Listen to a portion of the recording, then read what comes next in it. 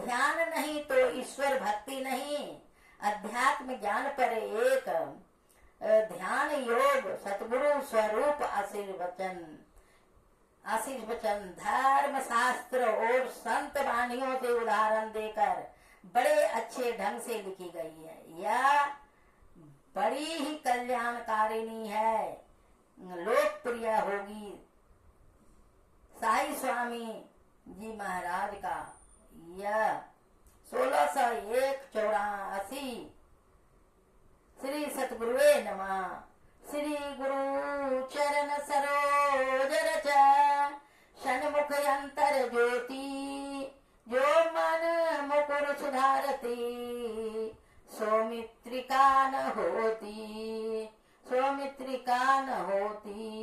सबल ज्ञान बल ध्यान बल सतगुरु संत सुजान, ज्ञान ध्यान करो सबल ममा हरो ममतमय ज्ञान, हरो ममतमय ज्ञान।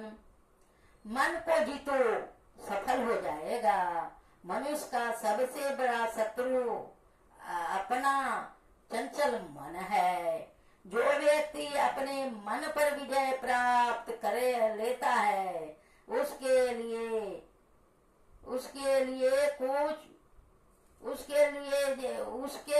जीवन का हर मार्ग सरल और सफल हो जाता है।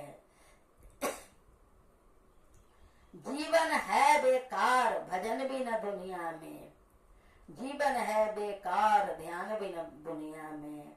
श्री गुरु महाराज जी के चरणों कमलों की वह धूली जो मन रूप दर्पण को स्वच्छ करती है, वह हम लोगों के सामने की आंतरिक ज्योति जो मीठी रूपा नहीं होती है। हे ज्ञान ध्यान बल में बलवान, हे सुबोध सतगुरु हमारे ज्ञान एवं ध्यान को बलवान करें, हमारे ज्ञान और ध्यान को बलवान करें। श्री सतगुरु महाराज की जय, श्री सतगुरु महाराज की जय। आइए सुक्ति कंठ से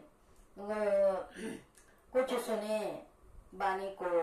गुरु भाव परम तीर्थ मैन्य तीर्थ निरर्थकम सर्व तीर्थमयम देवी, श्री गुरु सचरनाम मुझम।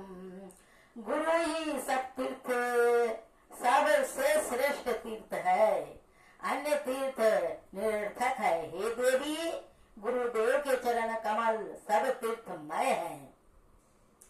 गुरु सेवा गया प्रोक्ता देहा स्याद क्षयोपबट, तत्पादम विष्णु पादम स्यात सत्र तत्मन सतम। गुरुदेव की सेवा ही तीर्थराज गया है। गुरुदेव का शरीर अक्षय बट वृक्ष है। गुरुदेव के श्री चरण भगवान विष्णु के श्री चरण है, वहाँ लगाया हुआ मन तदाकार हो जाता है।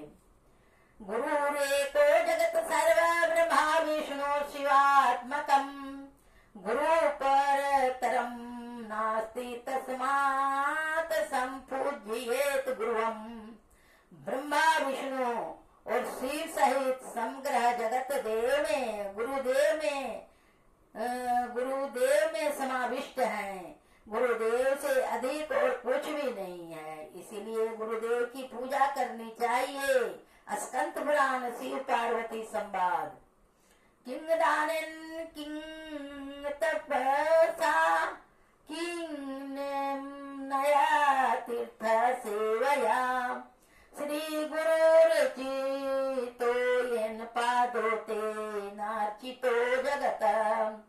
दान और तप करने से कोई लाभ नहीं है, परंतु जिस पुरुष ने गुरु के श्री चरणों की पूजा की, उसने संपूर्ण जगत की पूजा की।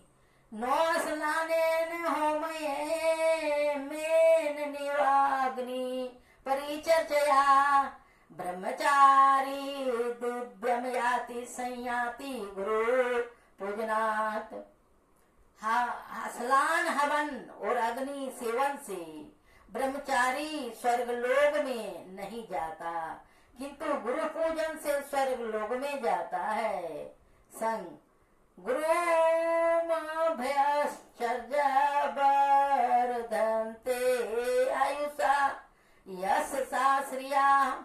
गुरु पूजन करने से शिष्य की आयु, यश और लक्ष्मी की वृद्धि होती है। गुरु आयु, यश और लक्ष्मी की वृद्धि होती है। गुरु महाराज की कितना महिमा है, कहा नहीं जा सकता है। आज गुरु आषाढ़ पूर्णिमा के अवसर पर गुरु और से गुरु की महिमा का गान करते हैं। यह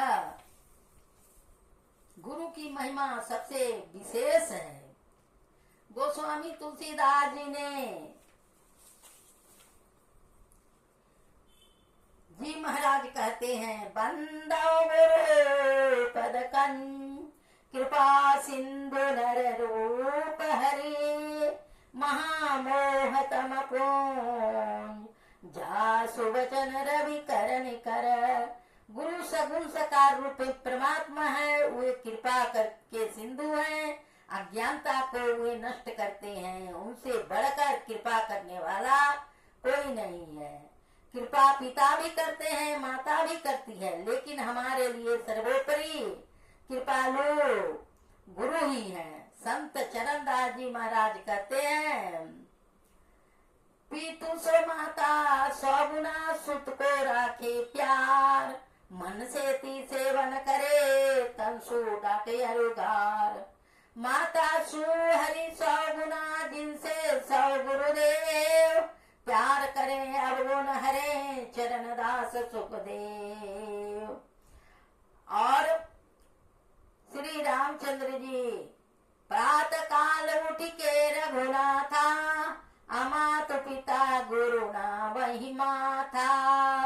प्रातः काल उठ के रघुनाथा, अमात पिता गुरु ना वही माथा।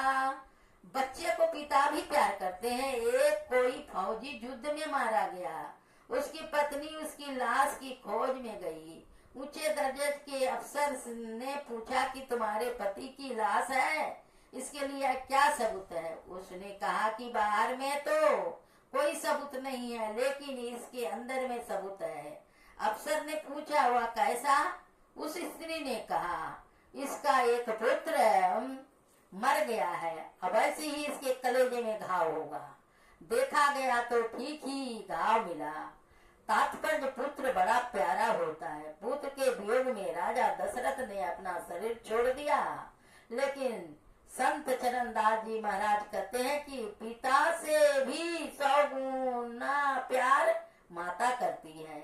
यह बात प्रत्यक्ष देखने में आती है। माँ बच्चे को डांटती फटकारती है, उसकी भलाई के लिए ही, अनभल के लिए नहीं। माता क्रोध करके जब पुत्र को मारने जाती है तो मालूम पड़ता है उसका हाथ वज्र के समान है, लेकिन वह हाथ पीठ तक आते आते ममत्व के कारण कोमल हो जाता है। कोमल हाथ से हल्का भी आघात करके वह अपने को संभाल नहीं पाती। उसका हृदय रो उठता है कि क्यों अपने प्यारे पुत्र को मारा, क्यों उसे रुलाया। संत चरणदास जी कहते हैं कि ऐसी जो माता है उससे भी 100 गुना विशेष प्यार परमात्मा करते हैं, और गुरु परमात्मा से भी 100 गुना अधिक प्यार करते हैं। इसीलिए गुरु की महिमा सबसे विशेष है। गुरु हमारे लिए सबसे बड़े उपकारी वही हैं। गुरु सारे अवगुण हरते हैं और गुण भर देते हैं। ऐसे गुरु की महिमा को कहा नहीं जाता है यह बाबरी मुंह से।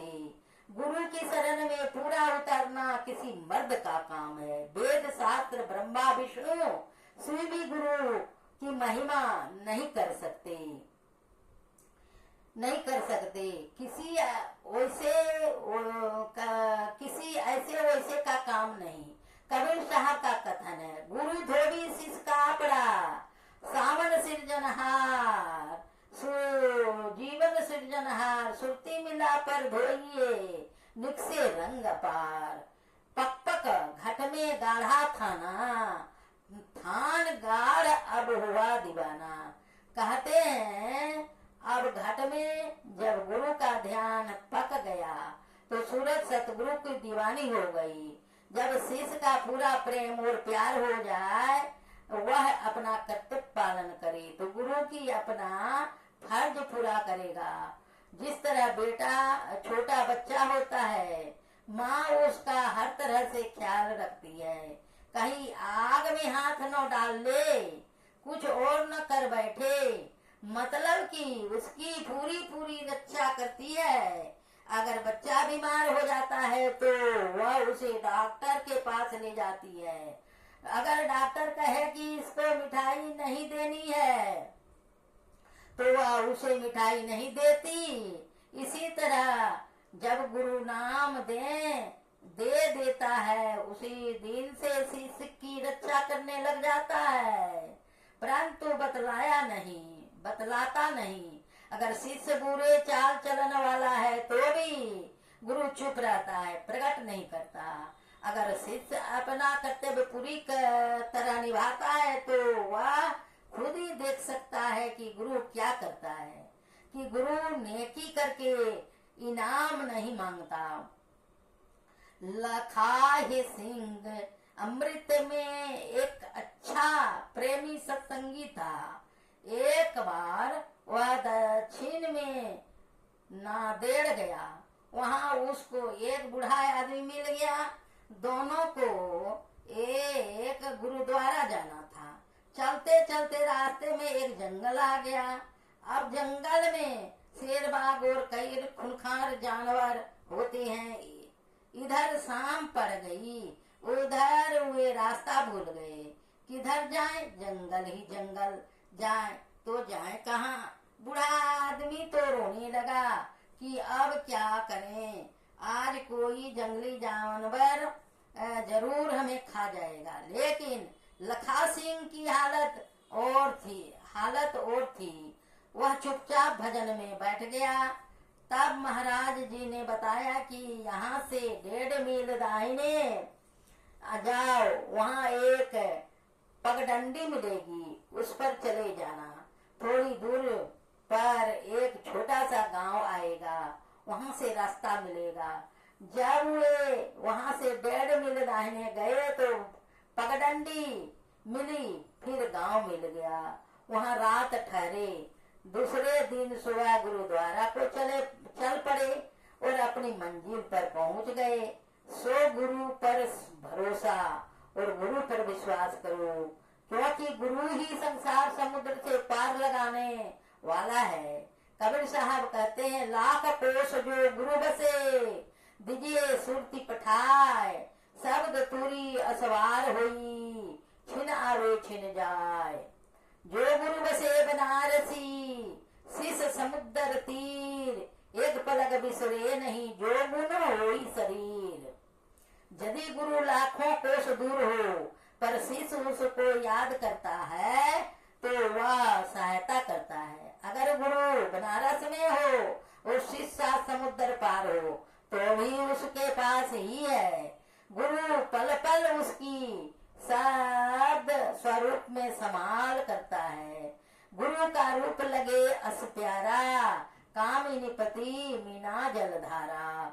कहते हैं सतगुरु का स्वरूप शिष्य को ऐसा प्यारा लगता है कि जैसा स्त्री को पति और मछली को जल प्यारा धारा। गुरु की भक्ति प्रेम और इश्क हमेशा शिष्य को सुख देता है। जब हम गुरु के सत्संग में आते हैं, उनके दर्शन करते हैं और प्यार से उनके वचन सुनते हैं तो भी सुख मिलता है। 3 प्रकार के मुर्शिद होते हैं। पहले अदना प्रकार के, वह मुर्गी की तरह है। मुर्गी अंडों पर बैठती है, तब अंडे से बच्चे निकलते हैं। इसी प्रकार से शिष्यों के पास रहकर शिष्यों को संभाल करते हैं, दूसरे कछुए की तरह है। जैसे कछुआ अपना नजर से अंडे पकाता है, उसी प्रकार से वे अपनी दृष्टि और तवज्जो से अपने पास पास के सेवकों की रक्षा करते हैं। तीसरी पूंजी कुंज की तरह होते हैं। कुंज हजारों मील दूर से अपने अंडे को अपनी तजवा के द्वारा पकाती है। इसी तरह अगर शीश अफ्रीका में है या किसी और दूर के स्थान पर है, तब भी पूरा गुरु अपनी तजवा देगा। हमने सतपुरुष को देखा नहीं, सतनाम को देखा नहीं, हमने गुरु को देखा है। जब गुरु मिला वह कहता है आओ तुमको सतपुरुष से मिला दूं। तब मतलब तो यह है कि जब गुरु मिला तो उसने नाम दे दिया। हमने नाम की कमाई की और अंदर गए। हम पहले गुरु में लीन होंगे, परंतु गुरु ईश्वर में लीन है, हम भी ईश्वर में समा जाएंगे। सत्संग करना ऐसा चाहिए, सत्संग का फल यही है। सत्संग करना ऐसा चाहिए, सत्संग का फल यही है। सत्संग ऐसा करनी चाहिए और सत्संग का फल भी यही है कि गुरु से सच्चा प्रेम और सच्ची प्रतीत हो। गुरु के सत्संग की महिमा ही नहीं की जा सकती। वेद शास्त्र ब्रह्मा विष्णु शिव भी गुरु की महिमा नहीं कर सकते। चोर ठग दुराचारी अन्य मैले व अधम जीवों को जो अपने अपने कर्मों के अनुसार कुत्ते बिल्ली बनने के योग थे, सतगुरु ने नाम जपा कर और सत्संग सुनाकर सचखंड पहुंचा दिया, मालिक से मिला दिया। धोबी गंदे से गंदे और मैले कपड़े को भी धोकर इस्त्री करके संदूक में रखने के योग बना देता है। यही हाल सतगुरु का है। जैसे जैसे शिष्य का प्रेम प्यार बढ़ता चला जाता है, वैसे वैसे ही सत्संग की समझ आती है। गुरु का असली स्वरूप नजर आता है। गुरु का असली स्वरूप शरीर नहीं है। यह शरीर तो हमें समझाने बुझाने के लिए धारण किया है। सतगुरु का असली स्वरूप क्या है? शब्द सुन धून, उसमें वह हमेशा रहते हैं और हमेशा रहेंगे। मालिक को और से 10, 20, 50, 100 साल का हुक्म हुआ, आए और अपना काम करके चले गए। अतएव यह शरीर संतों का शरीर है और न यह घर उनका घर है। जीव है। जिक्र है कि एक पंडित बैल पर किताबें लाद कर कबीर साहब से बहस करने काशी में कबीर साहब के घर गया। कबीर साहब कहीं बाहर गए हुए थे। घर में उनकी धर्म पुत्री कमाली थी। पंडित ने पूछा, क्या कबीर का घर यही है? कमाली ने कहा कि यह कबीर साहब का घर नहीं है। उनका घर तो ब्रह्मा विष्णु और शिव को भी नहीं मिला। कबीर का घर शिखर पर जहाँ सिलहली गेल, पान टीके पिपलिका, पंडित ला दे बैल। कि तूने कबीर साहब को देह समझा है? वह देह नहीं है, अर्थात तूने कबीर साहब को समझा ही नहीं। पंडित चुपचाप वापस चला गया। सत्संग सत्संग मुख से गावे, करे नित्य फल कछु न पावे। कहते हैं कि लोग बाहर से सत्संग सत्संग कहते रहते हैं, सत्संग में जाते भी हैं, लेकिन उसका उनको कुछ नहीं मिलता। जो सत्संग का सार रस है वह मनुष्य के अंदर है। करोड़ों खंड ब्रह्मांड मनुष्य के अंदर है। करोड़ों रिधियां सिद्धियां शक्तियां अंदर है। जो जो सेवकों ने महात्माओं का सत्संग किया, अच्छे मन से नाम लेकर उसकी कमाई की, अंदर अमृत का रस ले लिया, जबान से अमृत कहने से अमृत नहीं मिलता। अगर कहीं अस्थाई शांति है तो मनुष्य के अंदर है और सच्चे सत्संग से आती है। अगर बाहर इसको दुनिया का राज भी दे देवे तो भी शांति नहीं आती। जितना दुनिया का ऐश्वर्य अधिक उतनी ही शांति दूर। सतगुरु के सत्संग और संगति से अंदर नाम की लज्जत पाने पर सतगुरु के साथ सच्चा प्यार होता है। जो लोग सतनाम, राम नाम और हरि नाम का सुमिरन करते हैं, गुरु नाम का सुमिरन करते हैं, सतगुरु के साथ प्रीति नहीं करते, उनकी यह करनी नहीं सफल है। क्योंकि नाम सतगुरु के अधीन है। जो सतगुरु को पकड़ेगा उसको राम और नाम दोनों मिल जाएंगे दोनों मिल जाएंगे। और जो सतगुरु से नाम लेकर उनसे प्रीति नहीं करेगा उसको न राम मिलेगा और न ही नाम मिलेगा।